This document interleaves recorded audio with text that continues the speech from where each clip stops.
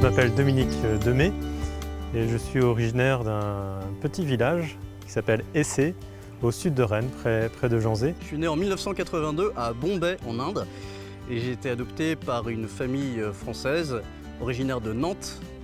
Et j'ai vécu mon enfance essentiellement en Bretagne, dans les Côtes-d'Armor. Monseigneur d'Ornelas, du coup, m'a nommé ici à Saint-Malo pour 3 ans. Donc j'intègre cette équipe de prêtres avec beaucoup de joie. Le premier appel que j'ai pu recevoir correspondait en fait au jour de ma première communion, donc à l'âge de 7-8 ans, où là j'ai ressenti vraiment un désir d'être comme celui qui était à l'autel, comme ce prêtre. Je resituerai l'appel de Dieu dans toute mon histoire à partir déjà de ce cadeau qu'il m'a fait d'une famille, une famille chrétienne qui m'a transmis la foi. Et si à l'adolescence j'ai pris un peu de distance, la question de la prêtrise qui s'était déjà manifestée dans mon enfance a ressurgi. Et je me rappelle un jour, quelqu'un m'avait donné une Bible en me disant tiens, tu peux ouvrir la Bible en demandant une question à Dieu. Et voilà, tu es assez libre quoi, et tu regardes ce que ça fait. Alors moi, c'est ce que j'avais fait un peu avec l'innocence de cet âge-là, 10-12 ans. Et donc j'ouvre la Bible et je dis Seigneur, qu'est-ce que tu veux que je fasse de ma vie? J'ouvre, soi-disant au hasard, et là je tombe sur un texte, Jésus appelle les disciples autour du lac.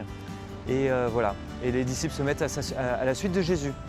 Pour moi, ça a résonné, ça fait ni une ni deux. Je me suis dit, Dieu veut que je sois prêtre. Dans mon enfance, donc, j'ai été catéchisé, j'ai fait ma première communion, la profession de foi. Mais arrivé à l'âge de l'adolescence, je me suis petit à petit éloigné de la foi. Le problème, c'est que je n'avais pas du tout envie de devenir prêtre à ce moment-là. Moi, je voulais me marier, j'avais plein de projets, je voulais avoir aussi une superbe voiture. Et donc j'ai dit au bon Dieu, c'est pas possible, moi c'est pas ça. J'étais pas très heureux avec cette parole que je venais de recevoir. Et j'en parle en fait juste après un prêtre qui me dit il n'y a pas marqué Ludovic de Gélis va devenir prêtre. Dans la Bible, il y a marqué que Jésus appelle des personnes à sa suite. Comment toi, tu veux qu'il t'appelle? Comment veux-tu suivre le Christ? Je pense que j'ai jamais cessé de croire en Dieu, mais je n'éprouvais pas le besoin d'avoir une pratique religieuse particulière. Il a fallu que je commence les études pour vraiment moi-même faire une démarche particulière pour faire un retour vers la foi et vers l'Église. J'étais dans la vie professionnelle et j'ai pensé qu'il était temps de prendre le bon moment pour étudier cette question d'une vie de prêtre. Et j'ai eu la chance de rencontrer un jeune prêtre qui a été à l'écoute de ce désir et qui m'a proposé de m'accompagner sur ce chemin de retour vers l'Église. Mes pas m'ont conduit à m'engager dans l'armée. J'aurais passé 15 ans au sein de l'institution militaire comme officier. Voilà. Très investi dans l'Église, en particulier dans l'aumônerie militaire. Mais voilà, toujours avec une question, est-ce que c'est vraiment comme militaire, au sein comme laïc dans l'Église, avec éventuellement une vocation au mariage? Voilà, c'était une interrogation, mais à laquelle j'avais du mal à répondre. Quand je suis arrivé dans le diocèse de Rennes, il y avait beaucoup de questions. Déjà, pourquoi ici, dans ce diocèse de Rennes? Pourquoi prêtre diocésain?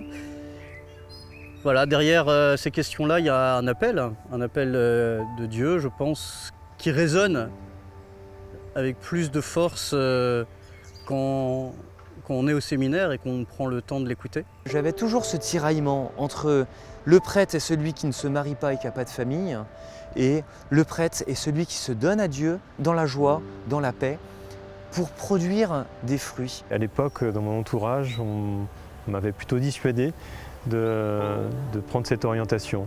Néanmoins, j'ai vécu ça comme un appel à m'engager comme chrétien. J'avais commencé une école d'ingénieur, ça se passait bien, vous savez, la vie étudiante avec tout ce qui se passe. On a beaucoup de choses qui sont très sérieuses. Voilà, c'est le monde aussi des soirées, on s'amuse, le monde des voyages, on découvre plein de choses. Et du coup, tout ça constitue aussi une belle concurrence à ma vie de foi, une belle concurrence. Et le Seigneur, pourtant, voilà, il a tissé son chemin avec moi.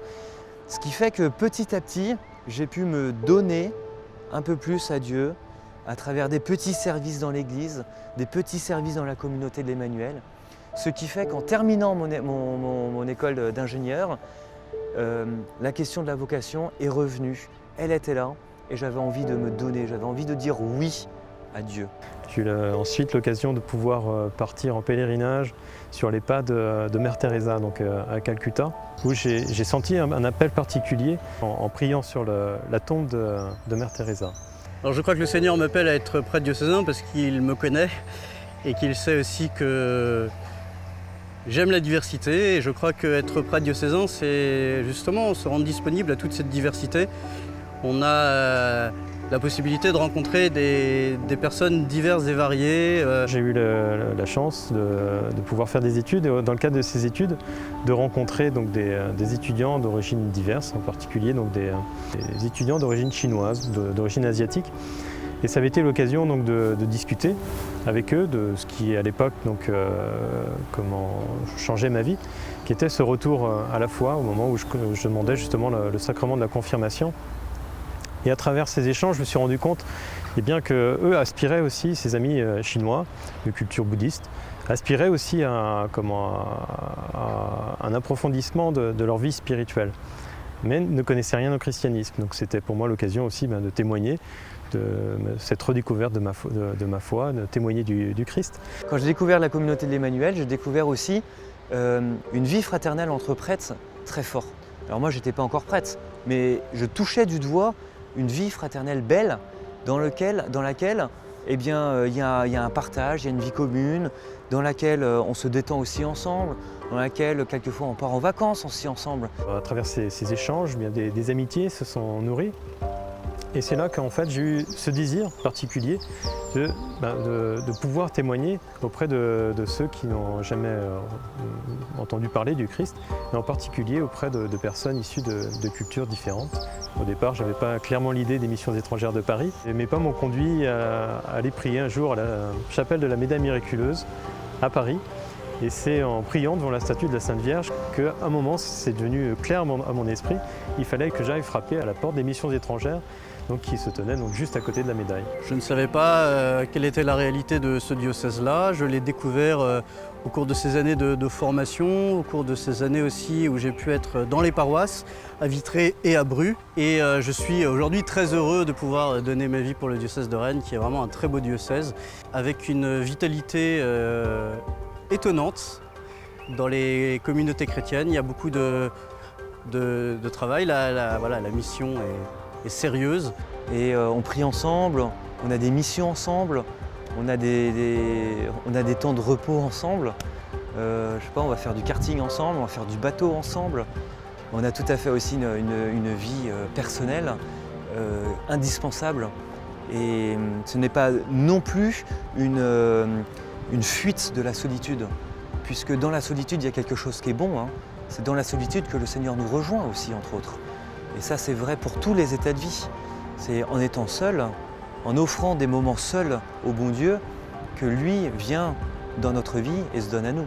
Pour moi, c'est devenu clair aussi qu'il était important pour moi de pouvoir faire en sorte que ceux qui ne le connaissent pas puissent aussi avoir accès au Christ à travers les sacrements, de manière à ce qu'ils prennent conscience de cette présence du Christ qui se fait donc toute proche de chacun, et de témoigner de cet amour du Christ à travers aussi le ministère de la réconciliation, du pardon. Ils n'ont pas dans leur culture cette dimension du pardon, et je sentais ce désir, mais sans qu'ils le connaissent. Et donc ça a été pour moi un appel à pouvoir justement témoigner de ce qu'on pouvait vivre dans l'Église, de ce que le Christ nous apporte comme démarche de réconciliation avec Dieu et avec les hommes. Quand j'étais journaliste, j'animais une émission sur la chaîne de télévision KTO où je recevais les évêques de France pour qu'ils me parlent de leur diocèse. Et un jour, j'ai reçu Monseigneur d'Ornelas qui m'a parlé du diocèse de Rennes. Et j'ai retenu deux choses: qu'il mettait en place cette maison Charles de Foucauld pour discerner un appel à la prêtrise, et qu'il déployait un certain nombre de moyens pour la pastorale des jeunes, notamment avec le site de Kériaden, ce village réservé pour la pastorale des jeunes, qui était à l'époque en chantier. C'était les premiers pas de Kériaden. J'avais effectivement dans la tête et dans le cœur cette maison Charles de Foucauld, même si je ne la connaissais pas, je ne savais pas du tout de quoi il s'agissait. Et mystérieusement, c'était en Belgique, je faisais une retraite en Belgique, et À la fin de la retraite, ça a été confirmé qu'il fallait que je quitte mon entreprise, que je liquide mes activités puisque j'avais une entreprise. On était en juillet et qu'en octobre, je rentre à la maison Charles de Foucauld. Je n'imagine pas une vie de prêtre seul ou dans un presbytère au fin fond de je sais pas où, isolé de tout. Je ne pense pas que ce soit ça ma vocation à moi. Et je pense qu'au contraire, la vie fraternelle, telle qu'elle se donne dans certaines fraternités de prêtres de l'Emmanuel, est un lieu incroyable où il peut jaillir beaucoup de fruits. Donc les missions étrangères m'ont envoyé à Singapour, de manière à rejoindre donc, le groupe missionnaire de Malaisie-Singapour. Donc ça a été une joie pour moi, compte tenu de mon âge, parce que je sais qu'à Singapour, la pastorale, la mission se fait donc en anglais. Alors au séminaire, on est bien formé, voilà, on passe du temps à étudier. Mais moi, ce que j'ai découvert, c'est cette capacité qu'on nous donne de pouvoir découvrir dans la vie des gens l'œuvre de Dieu. Je pense que le bon Dieu rejoint aussi chacun à Saint-Malo, notamment par la beauté du paysage, par la mer, par voilà, tout un ensemble de choses très porteurs. La mission première de l'Église, c'est de continuer la mission du Christ et donc de manière à pouvoir annoncer cet amour que Dieu, le Père, a pour chacun de ses enfants. Et je crois que la formation au séminaire m'a permis d'acquérir un petit peu ce regard qui me permet de voir le cœur des gens et donc de pouvoir aller à ce qui est essentiel finalement. Voilà, il y a des choses qui peuvent s'exprimer, se dire et se vivre, des choses belles, ça j'en suis sûr. Donc l'enjeu, c'est pas de convaincre une société que le christianisme est la plus belle de toutes les religions. L'enjeu, c'est peut-être plutôt de témoigner que sous le regard de Dieu, on peut vivre une vraie fraternité qui, de nos jours, peut être un signe d'espérance, justement pour des personnes qui se sentent seules, délaissées, isolées dans leur vie. On est tous appelés à vivre cette même mission d'annoncer cette bonne nouvelle du salut que Jésus est venu nous apporter. Modestement et humblement, j'essaierai comme je peux de pouvoir porter ma petite pierre à l'édifice de l'église ici à Saint-Malo.